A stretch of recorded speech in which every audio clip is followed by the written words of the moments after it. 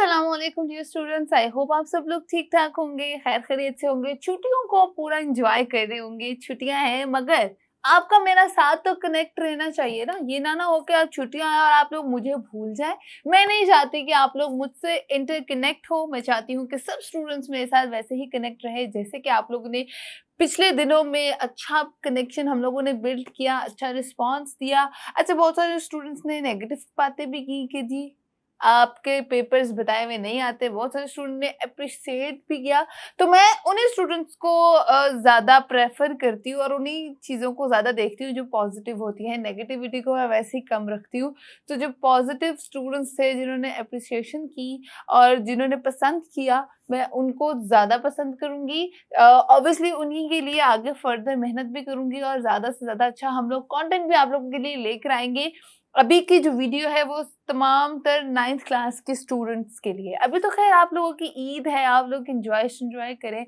मगर obviously student के ज़हन में आना स्टार्ट हो जाता है कि आगे हम क्या करें, फ्यूचर कैसा हो, क्या करें, कौन सा सब्जेक्ट सेलेक्ट करें। और this is the right time to take guidance from any expert. ठीक है, मैं ये नहीं कहूँगी कि मैं बहुत एक्सपर्ट हूँ, but I will try to guide you properly. जो चीज़ें जैसे कहते हैं ना, जो महरूमियाँ हम लोगों ने देखी, महरूमी तो नहीं कहेंगे, अल्लाह माफ़ करे, अल्लाह का दिया सब कुछ था, बट एक प्रॉपर गाइडेंस नहीं थी।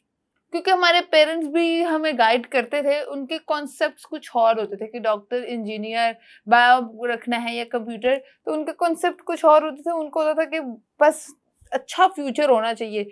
तो मगर मैं आप लोगों को प्रॉपर एक फ्रेंड की तरह गाइड करूँगी कि 9th क्लास में जो आपकी पहला स्टेप होता है, किसी भी चीज़ को आगे फर्दर अपने फ्यूचर को सेव करने का पहला स्टेप है, तो वो किस तरह से चूज़ करें, कौन-सा सब्जेक्ट चूज़ करें, फ्यूचर में आगे उन सब्जेक्ट का आपको क्या-क्या फ़ायदा हो सकता है। क्योंकि साइंस में साइंस सब्जेक्ट में 9th क्लास में हमने कभी उससे पहले 8th में, 7 में, 6 में कभी बायोलॉजी, केमिस्ट्री, फिज़िक्स किसी के बारे में कुछ नहीं जाना होता। तो मैं आप लोगों की को कोशिश करूँगी कि गाइड करूँ कि ये सब्जेक्ट्स का मकसद क्या है, आपको कौन-कौन से सब्जेक्ट्स रखने चाहिए और आपको फ्यूचर में क्या-क्या कुछ इस सब से फ़ायदा हो सकता है। तो स्टार्ट करती हूँ। मैं आपको सबसे पहले बताती हूँ, जब आप 9th में होते हैं आपके पास 2 ऑप्शंस होती हैं, बायो या कंप्यूटर। उसके अलावा जो गवर्नमेंट स्कूल्स होते हैं उसमें आपके पास ऑप्शन होती है आर्ट्स या साइंस। तो अभी हम लोग बायो कंप्यूटर को देखते हैं। बायो और कंप्यूटर 2 सब्जेक्ट्स हैं जो कि मेन लीड करते हैं। अगर आप लोग बायो रखते हैं, तो आप लोग पर्पसली ये ना सोचें कि जी मैट्रिक में जी बायो रख लेंगे, ठीक है, आगे जाके सब्जेक्ट चेंज कर लेंगे। साइंस में मैट्रिक तो एटलीस्ट साइंस सब्जेक्ट्स में हो जाएगा ना। अगर आप लोग करना चाहते हैं तो ही आप लोग बायो को परस्यू करें। अगर आप लोग वाक़ई ही डॉक्टर बनना चाहते हैं, अपना एम 9th क्लास से ही स्टार्ट कर दें। इंशाल्लाह एफएससी में आप बहुत अच्छे मार्क्स लेंगे फिर आगे, अगर आप एम सेट करते हैं। तो बायो बेसिकली उन स्टूडेंट्स के लिए होता है जो कि आगे मेडिकल के करियर को परस्यू करना चाहते हैं, जो मेडिकल करना चाहते हैं, डॉक्टर्स बनना चाहते हैं, हेल्थ केयर प्रोफेशनल्स बनना चाहते हैं, अलाइड साइंसेज़ के सब्जेक्ट रखना चाहते हैं। और कंप्यूटर दूसरा सब्जेक्ट है। कंप्यूटर कंप्यूटर उन लोगों के लिए होता है जो आगे जाके आईसीएस करना चाहते हैं, आगे जाके आईटी की, बीएससीएस की, सॉफ्टवेयर इंजीनियरिंग की, इस तरह की फील्ड्स को चूज़ करना चाहते हैं।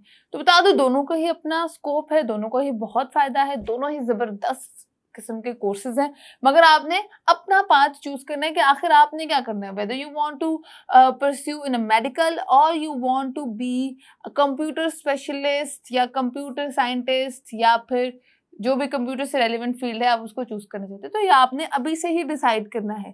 मैंने ये बहुत स्टूडेंट्स को देखा है, गलत एक स्टेप ले लेते हैं कि जी कंप्यूटर रख लेते हैं, आगे जाके कहते हैं हम एफएससी प्री मेडिकल कर सकते हैं, और फिर बायो रख लेते हैं तो आगे जाके कहते हैं हम आईसीएस कर सकते हैं। कर तो आप लोग सकते हैं, मगर क्या फ़ायदा जब आपको बेसिक्स ना पता हो।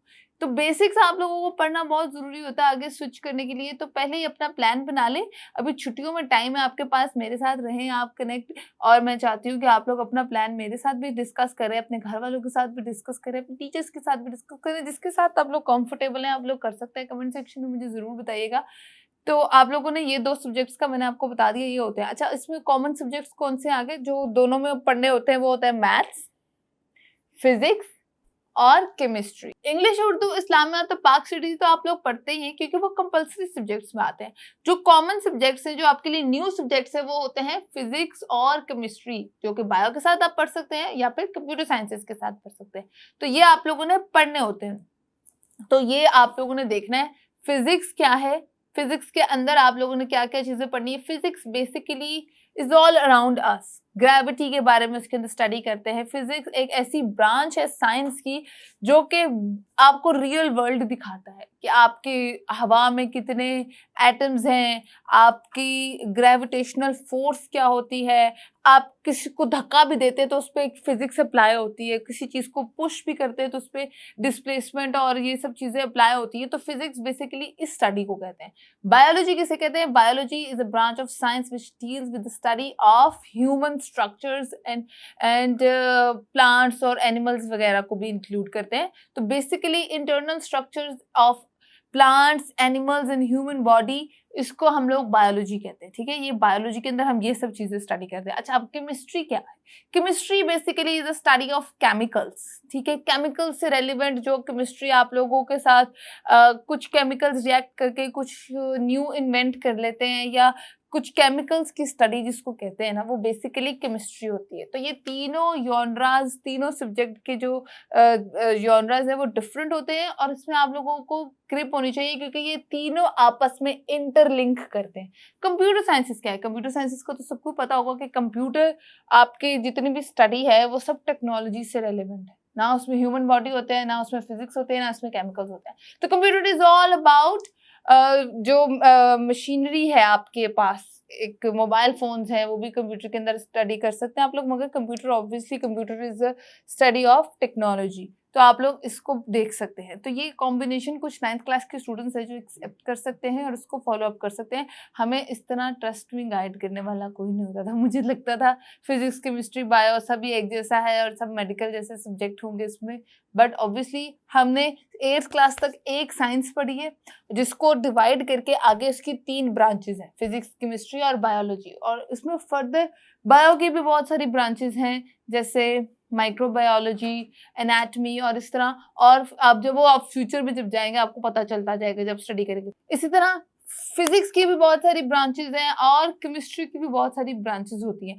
तो ये आप लोगों की 9th क्लास की थोड़ी बहुत मैंने टिप्स आप लोगों को दी। सोच समझ के अपना करियर चूज करिएगा, सोच समझ के अपने सब्जेक्ट्स चूज करिएगा। एक बहुत इंपॉर्टेंट बात मैंने आप लोगों के साथ शेयर की कि आप लोगों ने ये नहीं सोचना कि अगर मैंने अभी कंप्यूटर रख लिया तो मैं आगे फर्दर जाके बायोलॉजी रख लूँ। अभी माइंड बनाएं, अभी सोचें क्या करना है। यू आर मैच्योर इनफ, क्योंकि इंटरनेट का दौर है। आप लोगों में वो बेवकूफ़ियाँ नहीं होनी चाहिए जो आपसे सीनियर्स ने देखी। तो आप लोगों में समझदारी होनी चाहिए, डिसीजन मेकिंग होनी चाहिए, पता होना चाहिए मैंने क्या करना है। और अगर आपने कुछ नहीं करना तो फिर आप छोड़ें, फिर आप आर्ट्स के सब्जेक्ट कर लीजिएगा। इसमें भी मैं ये नहीं कहूँगी कि आर्ट्स के सब्जेक्ट्स बहुत बुरे होते हैं, आर्ट्स के सब्जेक्ट्स भी अच्छे होते हैं। अगर आपको इंटरेस्ट है तो आप लोग वो ज़रूर करिएगा। मगर अगर आपने ऑप्शन में इन दोनों को रखना है तो मैंने बता दिया है कि किस चीज़ में क्या स्टडी होती है और आपने किस तरह अपना फोकस सेट करना है। मुझे फिलहाल दें इजाज़त, अपना बहुत ख्याल रखिएगा। अल्लाह हाफ़िज़।